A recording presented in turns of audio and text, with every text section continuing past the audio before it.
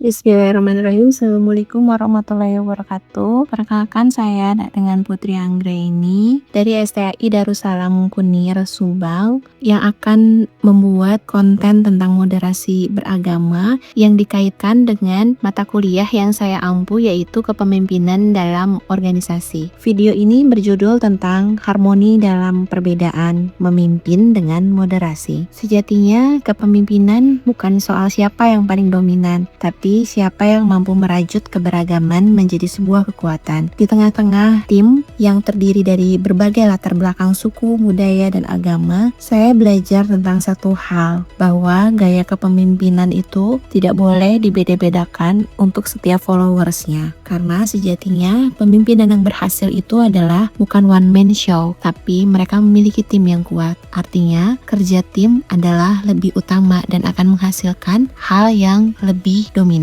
Dan moderasi beragama bukan sekedar istilah, tapi fondasi dalam kepemimpinan yang etis. Kita tahu bahwa dalam moderasi beragama memiliki 9 pilar, dan dalam proses kepemimpinan seharusnya pilar-pilar tersebut juga harus diperhatikan dan dipraktekkan dengan bagaimana kita bisa memimpin dalam keseharian. Kita akan membahas satu-satu dalam pilar-pilar tersebut ya. Yang pertama tentang pilar kemanusiaan. Kepemimpinan harus menempatkan manusia sebagai subjek utama, bukan sekedar alat produksi, menghargai martabat setiap orang tanpa melihat latar belakangnya. Seorang pemimpin yang baik, mereka akan menyapa followersnya tanpa pandang bulu, baik itu followersnya dari agama Islam, agama Katolik, Buddha, dan lain sebagainya. Mereka semua berhak untuk mendapatkan sambutan yang hangat dari seorang pemimpin.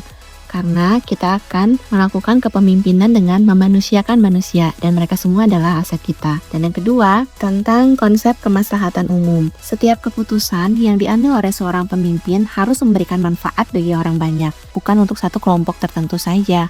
Artinya, ketika kita memimpin, goals yang paling utama adalah tentu saja tujuan organisasi. Ketika tujuan organisasi itu tercapai, maka seluruh anggota dari organisasi yang terdiri dari berbagai agama dan suku itu harus juga kita perhatikan.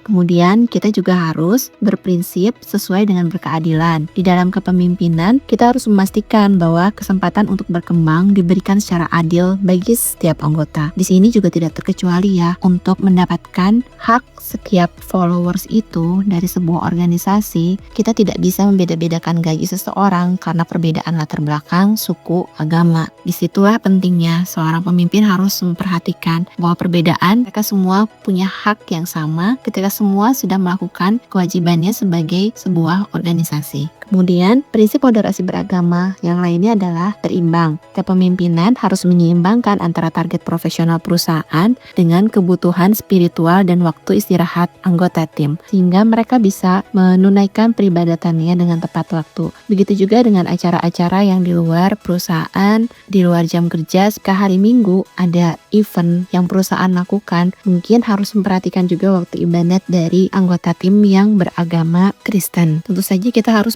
taat konstitusi, di mana komitmen pada regulasi negara yang menjamin kebebasan beragama dan toleransi. Kita tidak bisa membatasi seseorang dalam sebuah organisasi untuk memaksakan kehendak mengikuti proses dari aturan agama tertentu. Tetapi yang ada, kita harus membebaskan namun tetap sesuai dengan rules dari organisasi tersebut. Keteladanan sebagai pemimpin itu harus menjadi contoh pertama dalam bersikap inklusi, dan saya yakin tiap orang dari agama manapun tidak ada yang mengajarkan tentang keburukan, semuanya mengajarkan tentang kebaikan, maka prinsip kebaikan itu harus utamakan. Kemudian ada adaptif dan perubahan. Budaya organisasi kami terus berevolusi untuk menerima perbedaan baru dengan tangan terbuka. Anti kekerasan, tidak ada ruang bagi intimidasi atau paksaan dalam komunikasi, baik secara verbal maupun perilaku. Kemudian komitmen kebangsaan. Kami meyakini bahwa kepemimpinan yang sukses dalam sebuah organisasi adalah kontribusi nyata untuk Indonesia untuk menjadi lebih kuat. Itu mungkin yang disampaikan tentang prinsip-prinsip moderasi beragama yang tidak lepas juga dari praktek teori kepemimpinan dalam budaya organisasi. Mudah-mudahan dalam mempraktekkan teori kepemimpinan ini di kehidupan sehari-hari di dalam organisasi manapun akan membawa efek yang lebih baik. Tentu saja untuk organisasi hebat ada nilai-nilai moderasi yang damai menjadikan Indonesia kuat. Terima kasih. Assalamualaikum warahmatullahi wabarakatuh.